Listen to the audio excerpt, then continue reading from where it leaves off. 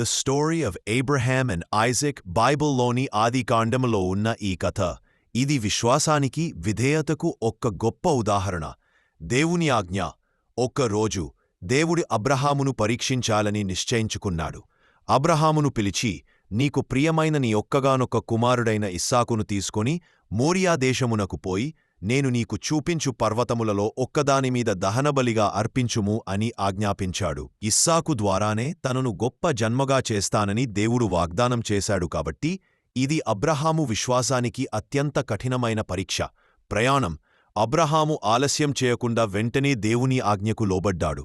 అతడు తెల్లవారుజామునే లేచి దహనబలికి కావాల్సిన కట్టెలు సిద్ధం చేసుకొని ఇస్సాకును తన ఇద్దరు పనివారిని వెంటబెట్టుకుని బయలుదేరాడు.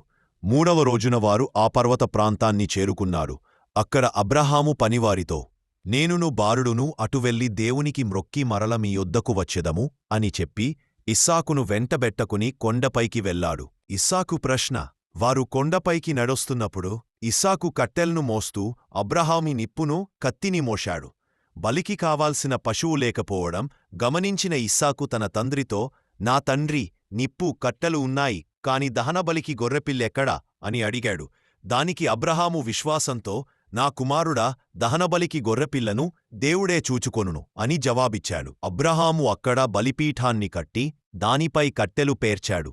ఆ తర్వాత తన కుమారుడైన ఇస్సాకును బంధించి బలిపీఠాన్ని ఉన్న కట్టెలపై పడుకోబెట్టాడు. అబ్రహాము తన కుమారుణ్ణి వధించడానికి కత్తిని తీయగానే యెహోవా దూత ఆకాశం నుండి అబ్రహాము అబ్రహాము అని పిలిచాడు. అబ్రహాము నేను ఉన్నాను అని బదులిచ్చాడు.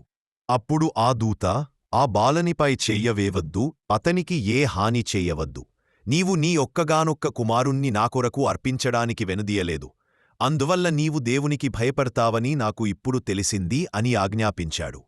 దేవుని ఏర్పాట్లు. అబ్రహాము తల ఎత్తి చూడగా పొదలలో కొమ్ములతో చిక్కకుని ఉన్న ఒక పొట్టేలు కనిపించింది.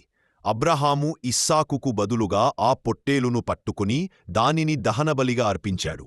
అప్పుడు అబ్రహాము ఆ స్థలానికి యెహోవా ఈరే, యెహోవా చూచుకొనును, దేవుడే సమకూర్చును, వాగ్దానం పునరుద్ధరించుట. యెహోవా దూత రెండవసారి అబ్రహామును పిలిచి, నీవు ఈ గిప్ప విధేయతను, విశ్వాసాన్ని చూపించిందందుకు నిన్ను నిశ్చయముగా ఆశీర్వదిస్తాను. నీ సంతానాన్ని ఆకాశ నక్షత్రాల వలె, సముద్రపు ఇసుకవలె ఎంతో విస్తరింపజేస్తాను అని ప్రమాణం చేశాడు. నీ సంతానం ద్వారా భూమిలోని సమస్త జనములు ఆశీర్వదింపబడతాయి అని వాగ్దానం చేశాడు.